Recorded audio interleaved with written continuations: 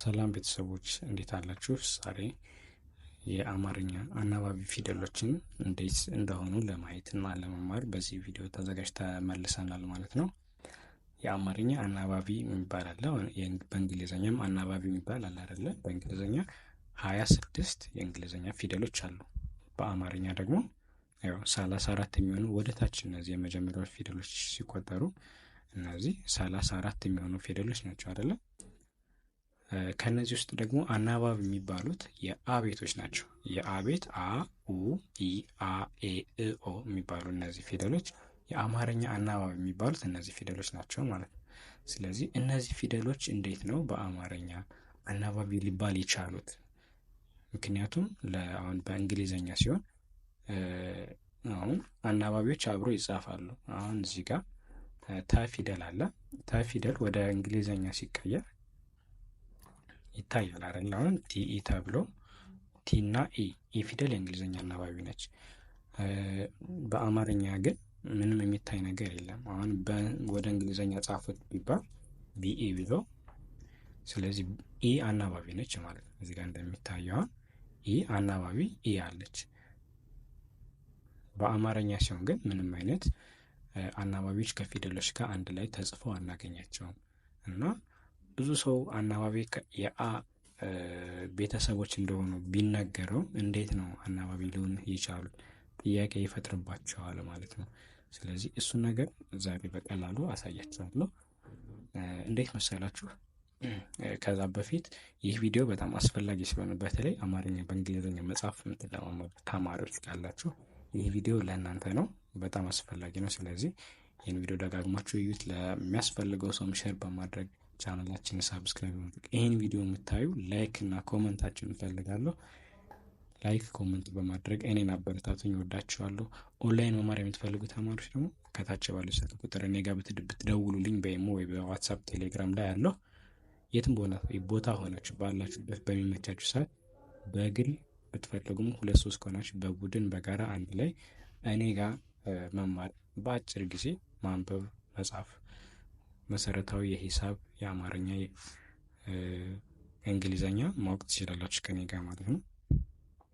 ስለዚህ ይሄ ነገር ይህ ትምህርታውን የአማርኛ አናባቢዎችን ማወቅ እንዴት ፊደሎችን ለማንበብ ለመረዳት 5ኛ ፊደል፣ 4ኛ ፊደል፣ 6ኛ ፊደል ሲባል ባጭሩ እንዴት ለማወቅ እንዲሁም በእንግሊዘኛ አማርኛ ፊደልን በእንግሊዘኛ ለመጻፍ እንዴት እንደሚጠቅማቸው ያሳያችኋል። እሺ አሁን ለምሳሌ የአማርኛ አናባቢ ፊደሎች እነዚህ ናቸው ብለናል። አ የመጀመሪያው፣ ኡ፣ ኢ፣ አ፣ ኤ፣ እ፣ ኦ። ስለዚህ የአማርኛ አናባቢ ከተባላችሁ እነዚህ ናቸው። ያው ይሄኛው አ እና ይሄኛው አ ተመሳሳይ ስለሆነ ምልክት አድርጌባቸዋለሁ ማለት ነው። እሺ አሁን እስካሁን 7ኛ ፊደሎች የአ 7ኛ ፊደል ማን ነው? ኦ ነው። ስለዚህ ምንድን ነው እነዚህ ነ አለ። ለምሳሌ የነ ፊደል አለ። 2ኛ ፊደሉ ኑ ነው። 3ኛ ፊደል ኒ።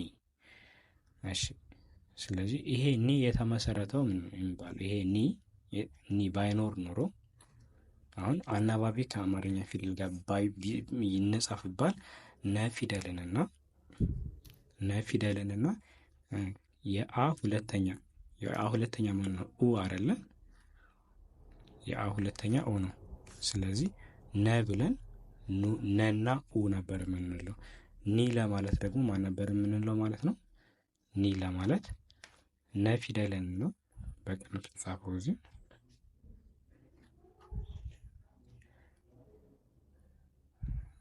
እሺ እዚህ ጋር ነኝ። ኒ ለማለት ነ ፊደልን ነው።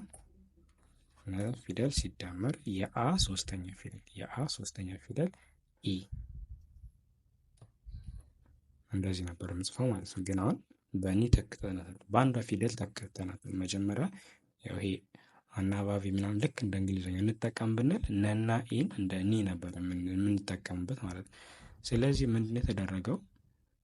ወደ አንድ ተቀየሩ። አሁን እዚህ ጋር ነ ነበረ። ኑ ለማለት ነና ኡን እነዚህን አጥፍተን ኑ ፊደል አንድ ብቻ ቀየር ነው ማለት ነው። ኑ አደረግነው። ሁለቱም ወደ አንድ አስታውሱ። ስለዚህ ችኛቱ ኑ ብለን ስንጽፍ በውስጧ ማን አለ ማለት ነው? ኡ ፊደል አናባቢዋ አለች ማለት ነው።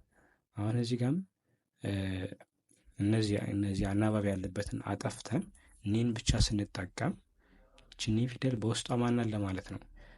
ኢ ፊደል የአ አናባቢ ሶስተኛ ፊደል ኢ አለ እያለ ነው ማለት ነው። ስለዚህ አሁን ኒ ስንል ኢ የሚል ድምፅ አለው አይደለ?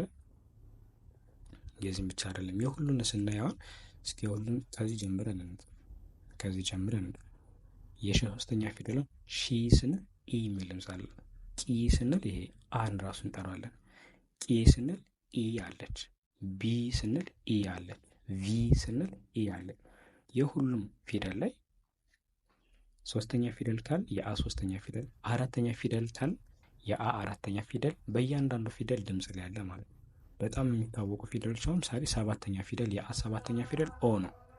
ስለዚህ ሰባተኛ ፊደሎችን እስኪ እናየው። ሆ ስንል ኦ የሚል ድምፅ የለውም። ሆ። ሎ ስንል ኦ ሎ የሚል ድምፅ አለ። ሎ ስንል ኦ የሚል ድምፅ አለ። ይኸው ሆ፣ ሞ፣ ሶ፣ ሮ፣ ሶ፣ ሾ ስንል ኦ ኦ ኦ የሚል ድምፅ አለ። ያ ኦ ማን ነው? እዚህ ጋር ያለው የአ ሰባተኛ ፊደል ነው። ገባቸው? ግልጽ ነው። እሺ የአምስተኛ ፊደል ደግሞ በጣም ጥሩ ምሳሌ መሆን ይችላል። እነዚህ በድምፅ ስንናገራቸው በደንብ ስለሚታወቁ ማለት ነው። እሺ ይኸው ከዚህ እንጀምር እስኪ። እቺ ፊደል አሁን የሰ ማነች? የሰ ፊደል አምስተኛ ፊደል ነው። ስለዚህ የሰ ፊደል ፊደሉ አምስተኛ ነው ማለት የአናባቢ ማነው ከተባል የአን አምስተኛ ነው የምንጠራው። ስለዚህ አሁን የሰ ፊደል እዚህ ጋር አምስተኛ ፊደል ሴ አናባቢ ኤ ነው። ሴ ብለን እንጠራው። ሰና ኤ ሴ። እሺ የቀን ብንጠየቅ ቀና ኤ ኤ አምስተኛ የአ አምስተኛ እዚህ ጋር ቀ ራሱ ፊደሉ። ስለዚህ ቀና ኤ ስንል ቄ እንላለን ማለት ነው። ያው እስኪ ሙሉ እናንብባቸው። ቄ ቤ ቬ ቴ ቼ ሄ ኔ ኜ ስንል ኤ ኤ ኤ ኤ የሚል ድምፅ አለው። ስለዚህ በውስጥ ታዋቂነት ናቸው የአማርኛ ፊደሎች የሚገቡት እንጂ እንዲሁ እንደ እንግሊዘኛ ፊደሉ እንደ እንግሊዘኛ ጽሑፍ ተጽፈው አናገኛቸውም። ይህ የሆነበት ምክንያት ያው ስንጽፍ ጊዜን ለመቆጠብ ቦታን ለመቆጠብ ምናምን እንደዚህ ነው። የየራሱ ቅርጽ ስላለው እነዛን ተጠቀመ እንጂ ይሄ አናባቢዎች የምንጽፍ ቢሆን እነዚህ አያስፈልጉንም ማለት ነው። ይሄ እንዳለ ይሄኛው በሙሉ አንደኛ ፊደሎች እና የአ ከአንደኛ እስከ ሰባተኛ ፊደሎች እነዚህ ብቻ ነበር የሚሆኑት። ስለዚህ አሁን ራን ለመጻፍ ረ ፊደል እና የአ አራተኛ ፊደል ተጠቅመን ራ የሚለውን ድምፅ መወከል እንችላለን። ግን ሁለት ፊደል ይሆናል ማለት ነው። በቀላሉ ግን ወደ አንድ ፊደል እዚህ ጋር ተቀይሮ ስለተሰራ በአንድ ፊደል ተወከለ። ስለዚህ ይህ ከምንም በላይ የሚያስረዳ ትምህርት ነው።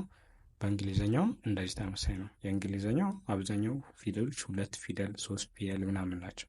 ምክንያቱም የእነዛ ድምፆች ውክል ስለሌላቸው ፊደል ዋና ፊደሉንና አናባቢዎችን አንድ ላይ በማቀናጀት ድምፁን እንወክላለን ማለት ነው። በአማርኛ ፊደል ላይ ግን እያንዳንዱ ድምፅ የየራሱ ፊደል አለው። ስለዚህ ዋና አናባቢ መሰረቶች እነዚህ ናቸው።